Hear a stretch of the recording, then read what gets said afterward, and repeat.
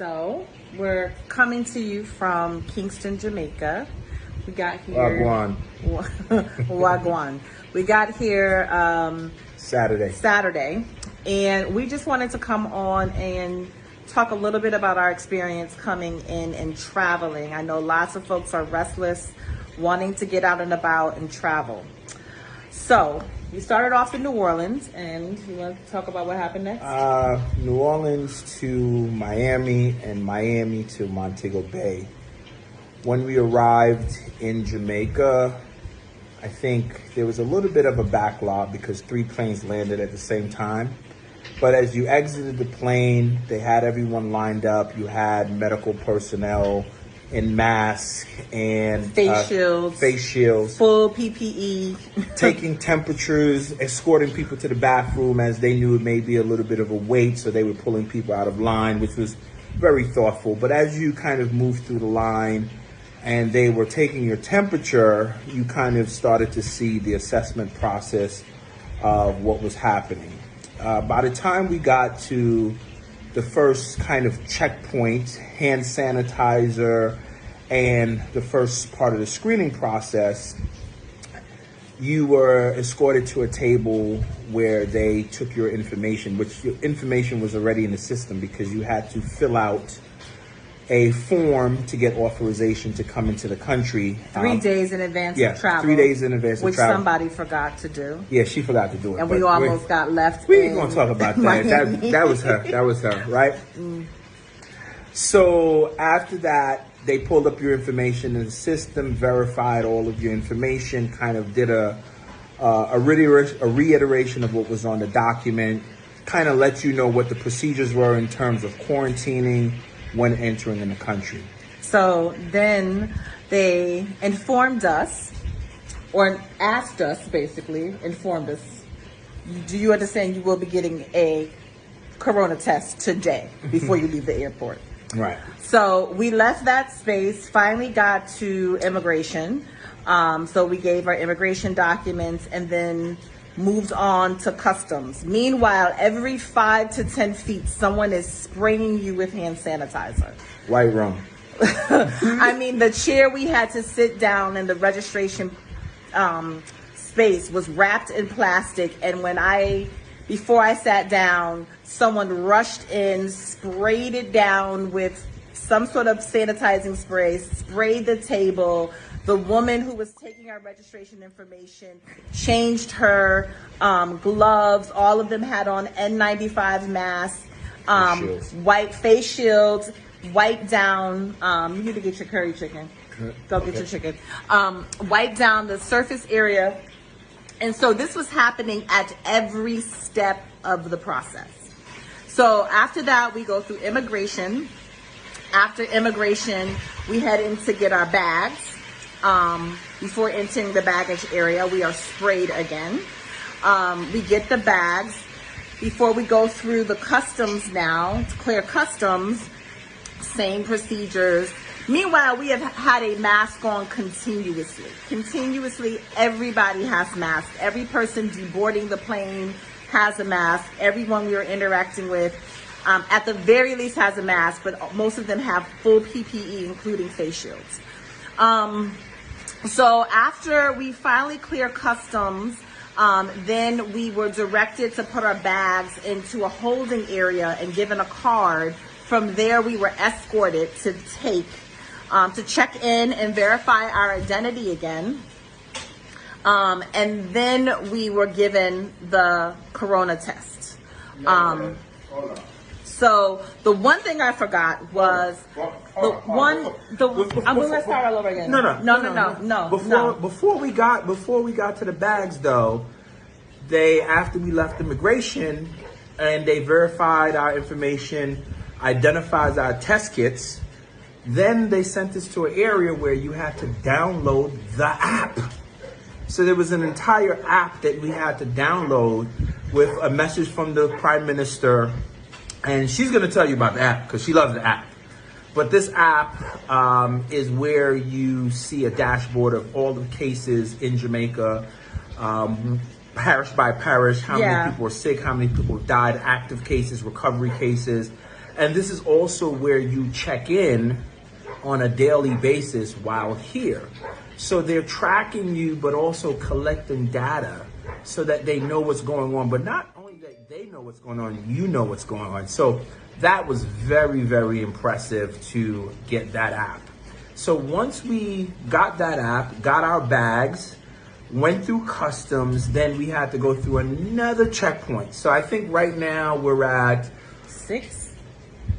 Off the plane temperature, first checkpoint into the screening area, then the next checkpoint into immigration, after immigration into baggage claim, after baggage claim into the app, after the app to actually get the bags, and then after the bags to go through immigration. So yeah, we're about 6 or 7, right? So then we enter into this next line, we go outside, they take our bags, store them, and then we had to go to this other line where we had now downloaded the app, we had been sanitized about 6 times, and we were given these documents to show that we had gone through these procedures and that all of the paperwork matched from when we signed up online to what we confirmed to when we were on the ground. For that information being matched up with test kits for each of us for 2 corona tests, 1 nasal and 1 mouth swab. So then now we finally, after all of that, then we get to the doctors who are on the outside of the airport, who then take intense on the outside of the airport. Nasal swab and then a oral swab. And then, only then were we then given additional paperwork that we can then come back to get our bags to then leave the airport. Now tell her what happens after you leave the airport when I go check on my curry chicken that I'm cooking. So after that, I mean, it's been amazing. So we actually flew into Montego Bay, even though we're staying in Kingston. And so someone had to come pick us up, which meant we had to travel. And as soon as I left the parish where the airport is in Montego Bay, as soon as I left the parish, the phone went off and was like, where are you going? You need to check in with us. You're traveling, you're moving.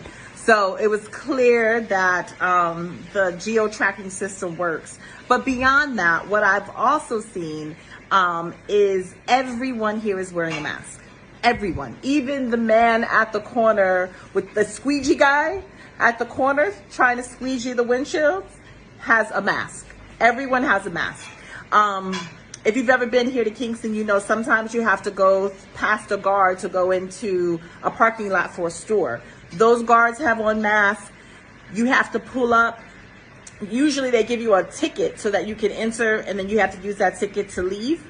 They have thermometers. They take temperature checks to get into the parking lot for the store.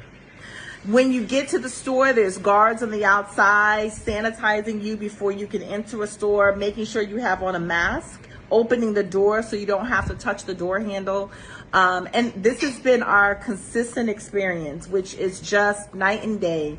And something we really wanted to come on and share, as we know a lot of folks are contemplating travel and is it safe? I will tell you the most unsafe parts of our journey here was while we were in the United States. I have never felt safer about a situation. I know folks might have concerns around privacy, et cetera, and data and all of that. But if that meant that almost 150,000 people in the United States didn't have to die, I think I'd give up some privacy for a little while to ensure that folks will live through this pandemic. The other thing I really want to say about this is arrogance. This is arrogance. When the packet of information that we received from the Jamaican government, you can look on it and see a lot of it is World Health Organizational information that they white labeled for Jamaica, right? They put, Black people on it. They made it, adapted it for a Jamaican audience, but the back of it shows the information came from the World Health Organization. So just like Jamaica took the test from the World Health Organization, they also took materials, they took guidelines, they took protocols and put those things in place. And that's exactly why you see them having 10 deaths. And so what's ironic to me is we talk about Jamaica as a third world country, when first world America is on track to seeing hundreds of thousands of Americans dying from arrogance, So let me put that into perspective for you. I was born in Jamaica. I grew up in the U.S. and in about 2007, I came back to the Caribbean to work in several islands. The first island I worked in was St. Kitts and Nevis. Population, 40,000 people. That means the entire island in St. Kitts and Nevis would be dead twice over, 3 times over, based on the count in the U.S. Barbados, I've lived there for 2.5 years as well. That country has about 350,000. That means half the population of Barbados would be dead right now, based on the numbers in the U.S. St. Lucia has, I think, either 75 or 150,000. All of St. Lucia would be dead. So we're talking about entire countries worth of people have died in the U.S. We have not seen this. So prior to coming to Jamaica, we had to take our kids down to Florida to their grandmother. So we live in New Orleans and we're traveling. So as we traveled through Mississippi, Alabama, Florida, and we had to stop, I thought I was in a twilight zone because it was like nothing had ever happened. No one was wearing masks, people were out. Everyone was just like, okay, great, you know. And so it's very sobering to come home, and I'm very proud to kind of see how our government, the Jamaican government, is handling this. And as Takima said, you know, nothing about their response has been quote unquote third world or developing nation. It's been a first world effort. And if we had even half the intentionality of what they had, I mean, think about what happened when our American citizens were coming back to the US and just stuck in the airport. Nothing was done to kind of see where they were at, how to screen them, how to properly figure out where they're going and if they were infected.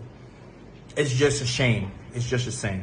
So anyway, we recorded this because we want this to be shared.